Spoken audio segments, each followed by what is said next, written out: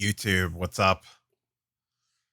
Northeast Ohio Sports Cards here for a mail day slash what have I been buying slash yeah, that's it. Those are all the slashes. YouTube stuff down below, like, comment, sub, all that jazz. Market movers links down there. StarStock links down there. Gonna talk some StarStock today. Say that 5 times fast. But yeah, had a couple packages show up. Actually, all today. All three arrived at the same time, which was kind of nice. So I kind of want to talk about what I was buying in basketball and what I have been doing in regards to baseball. So let's not waste any time and let's get into it. So we're going to start with the basketball first because the basketball is all physical cards and the baseball is all star stock, which we'll talk about that when we get there. So I have been continuing my purchasing Ja Morant stuff, but I've been going with a little bit more off. I don't want to say off the wall, but what I anticipate to be lower pop count stuff. Like, yeah, we got the purple back here that I picked up right before Christmas. The Revolution's just off screen on a little stand. But I went out and I saw this pop up, and they're pretty low right now, but I assume that they'll get bigger. This is from Hoops Premium Stock. This is from the set, and it's the Pulsar. Really nice looking card. I really like the Pulsar effect on the prisms, but prism Pulsars are astronomical sums of money because they're numbered and super short print. And the Hoops Premium Stock, I like the photo, and I really like the effect on the card. At the time, I think the pop count on this is well under 100. I think it's around 50 or 60, but I expect it to go up because these came out of the sets. So it's not going to be like super rare. But I expect the count to stay probably sub 1,000 for sure. And I got this for around $300, which seems to be about the going rate. I probably could have waited and maybe got it a little bit cheaper, but his stuff's starting to kind of pick up steam again a little bit. So I didn't want to take any chances. I saw it. I wanted it. So I bought it. The next two are actually the same card because I picked up two of them. And that's some LeBron action. So I really wanted a LeBron Topps Chrome PSA 8. And I was beginning to liquidate things to make a move for one. However, I could not sell things fast enough for the amount of price jumps that the card was making. So when I was looking at getting one, they were just under 3K. Well, now they're over 5K. Two sold last night for 5,500, and that's pretty much priced me out of that market. So I started looking at alternatives to LeBron rookies, and this is semi twofold. Obviously, Northeast Ohio Sports Cards. We're big LeBron fans around here. I've mentioned it before. I was season ticket holder for his entire second stint with the team and went to tons of games. His first stint with the team, went to NBA Finals games, et cetera, et cetera.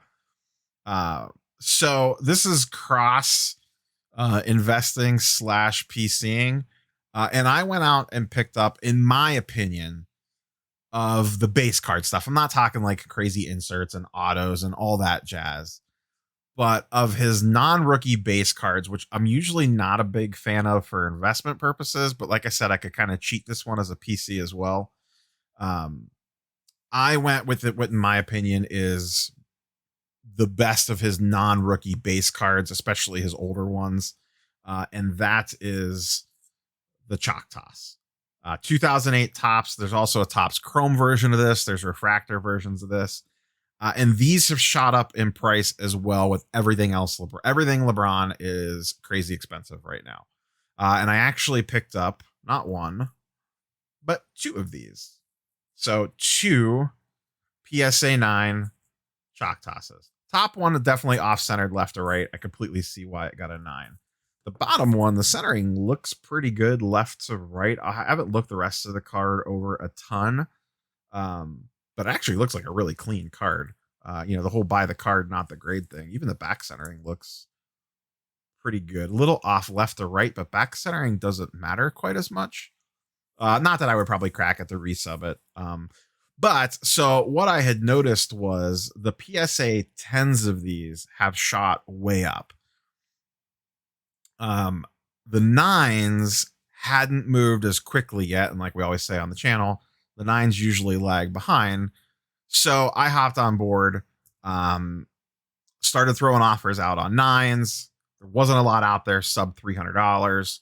And then one got posted for like $250. We settled on $215. One of these was $215. And the other one, I think I got a really good deal on. The guy posted it for $199 or best offer. I sent him $150. He immediately sent back $175, and I immediately accepted. And that deal came together in like 5 minutes. I had an alert set up on the phone for whenever one got posted to eBay to notify me, and we came to that one pretty quickly. Now, as of today, and I got these fast. I know USPS has been really slow, but I got both of these, and they came from different parts of the country ridiculously fast. I bought these on Thursday of last week, and I got them today on Monday. So I thought that was pretty good, all things considered. But yeah, LeBron chalk toss. I would have loved a 10, but they're like $1,000 now or close to it, and I just didn't want to spend that on a non-rookie. I would rather buy a PSA 9 Bowman rookie at that point for $1,000 versus a chalk toss. But I've always wanted a chalk toss. I really wanted a chrome, but the chromes are really expensive considering the card. So I picked up 2 PSA 9s. And the good thing about having 2, like I like to do of buying multiples, is I can, if this card goes insane value wise, I won't feel bad about selling one to cover the cost of the other one and then free roll one. And what kind of brought this on was, I've kind of wanted one of these forever, and I kept putting it off and kept putting it off, and then the prices spiked. And I assume most people watching this channel listen to the Card Talk Pod. If you don't, you should. Card Talk Pod, it has 2 of Gary V's guys on it, and Card Collector 2, who also has a YouTube channel. He has a shop in Columbus. Extremely knowledgeable, very, very good podcast. I know Gary V's take it or leave it for some people, but slide that to the side. It's just a very, very good podcast. And on last week's episode, they were talking about just kind of being semi-complacent with your stuff and not just moving it to buy the stuff that you want. And I was thinking about that, and I definitely had some cards like that. I had a Marvin Bagley PSA 10 Silver Prism that I got. I showed it on a PSA review on the channel. And I don't care about Marvin Bagley, and I don't feel like holding it for his cards to spike way up. And he's more likely to get hurt and his cards go down than anything. So I was like, let me just sell this. So I sold it for like $250, $260, $275. I don't remember what I got for it. And I immediately took that money and bought these, plus a little bit more, but that covered most of these. So why am I having this card sit on my desk that I don't care about? It's just kind of sitting there that I could be selling to buy something that I actually want, like a chalk toss or a more jaw or whatever. And I think that I bet every one of you watching this video could probably look around your desk or your workspace. You can't see it here, but there's a big pile of cards off. Look at this right here.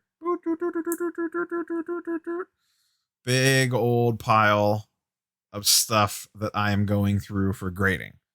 We all have piles like this, or I have stacks of graded cards off of my left here of stuff that some of it, I don't, you know what I mean? Like I'm not holding on to the player for long term or whatever. And it's stuff that right now might be their peak value. Maybe I can hold it and get a little bit more, but instead of holding it, just move it and buy things that I want now, like LeBron or whatever.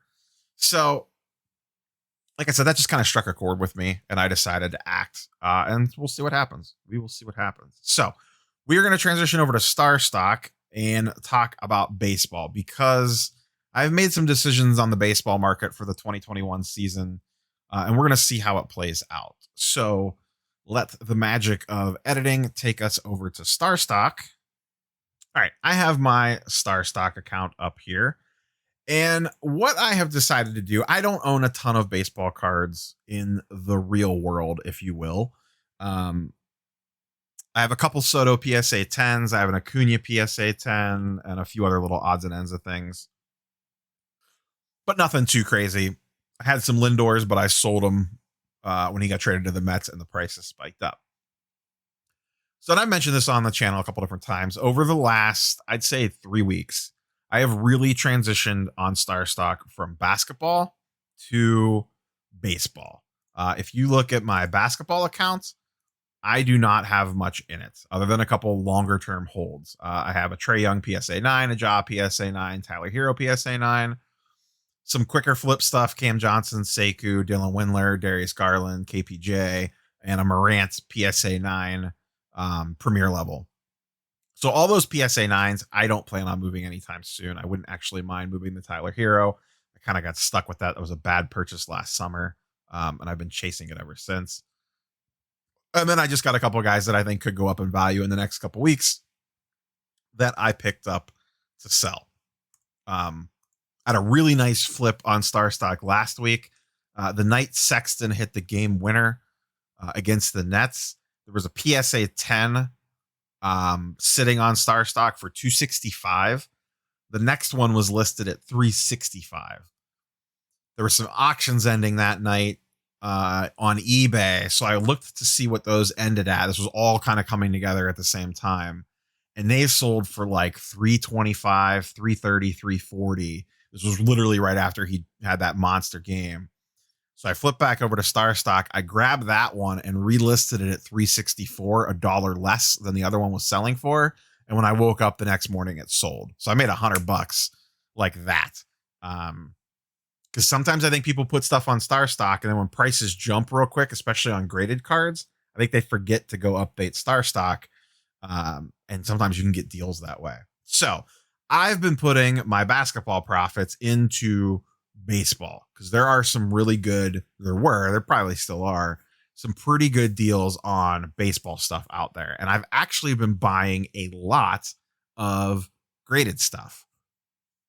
So what I've been doing is about 3 times a week, I roll through the charts on market movers and kind of see what's jumping up. And then I go over to StarStock to see if it's jumped up over there.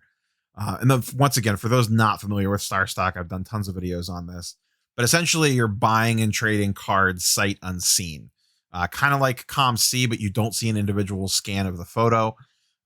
They grade them A, B, and C, and you kind of put your blind faith in them that A means it's a PSA 9 or a 10, so on and so forth. But I've actually been buying just a lot of straight graded stuff. Because coming from the basketball world, PSA 10s in baseball look astronomically cheap when you're comparing it to PSA 10 prisms of basketball players.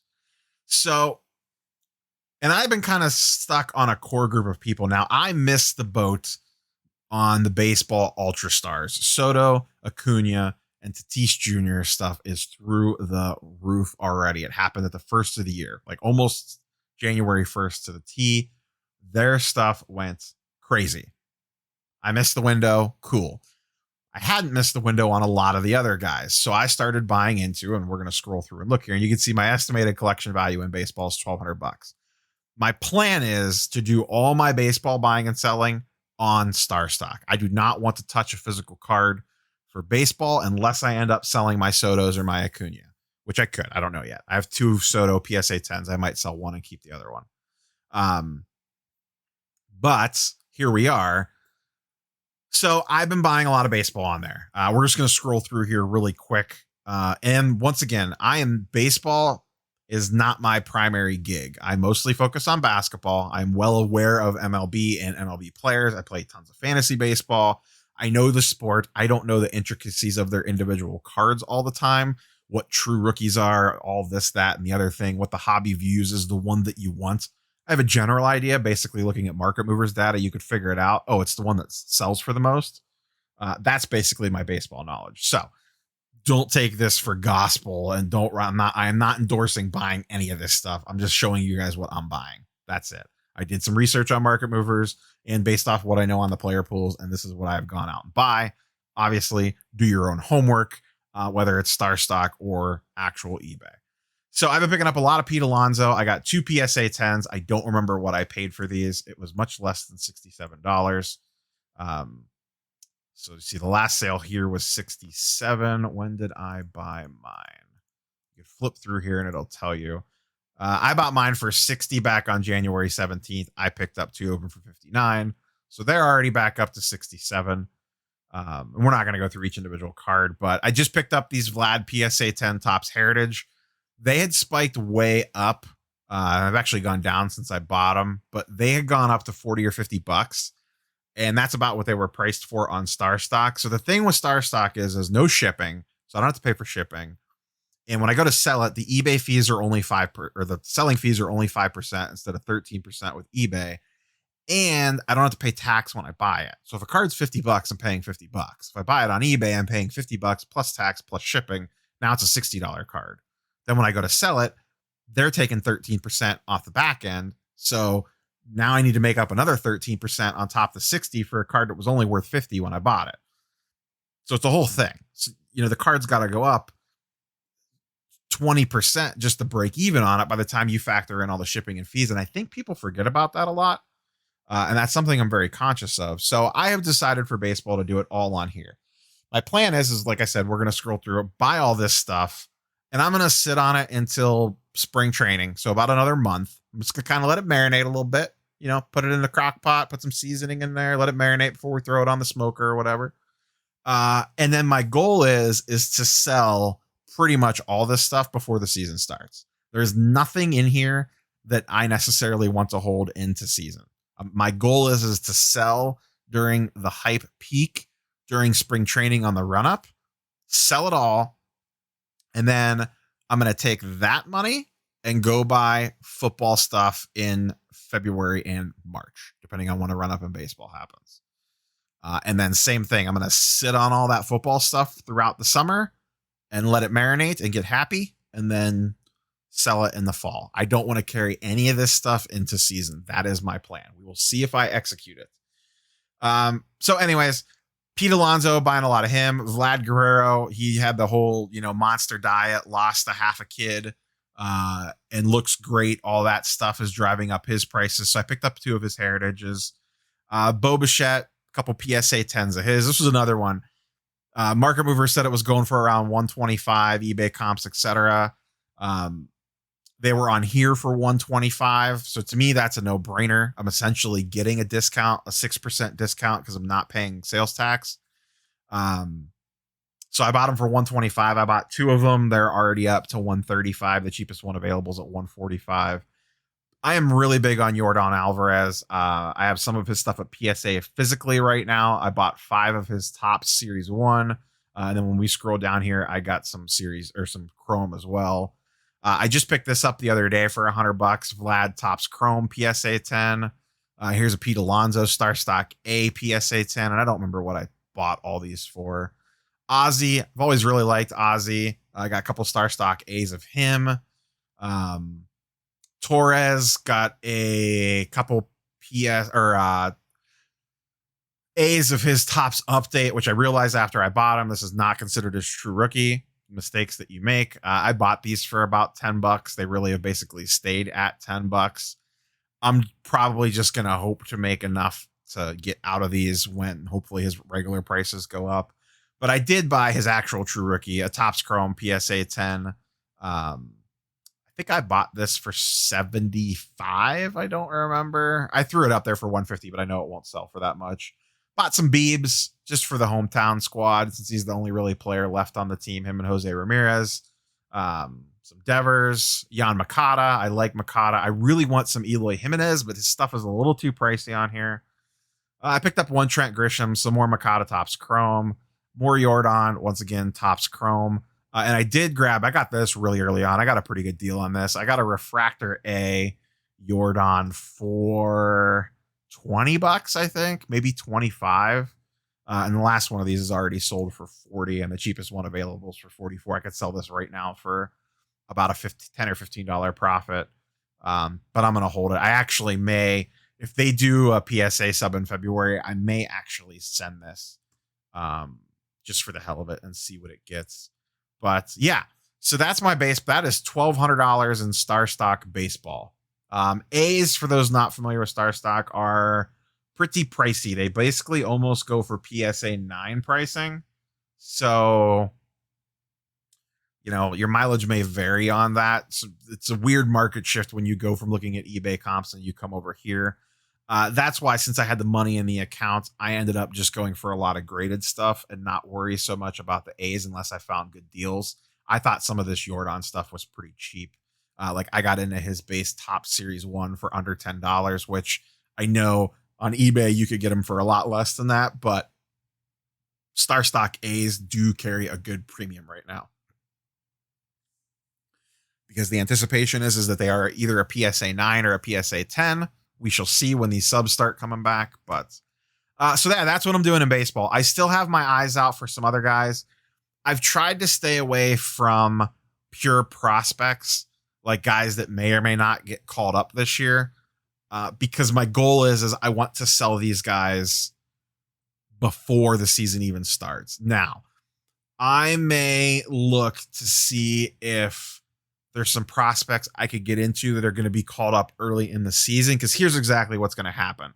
If you have baseball prospects on StarStock, they're going to be cheap or whatever, and you get in them for whatever. And regardless of their price point, when the news comes out that X top prospect is making his MLB debut this weekend, the prices are going to shoot up. StarStock is super reactionary, and that is just going to happen.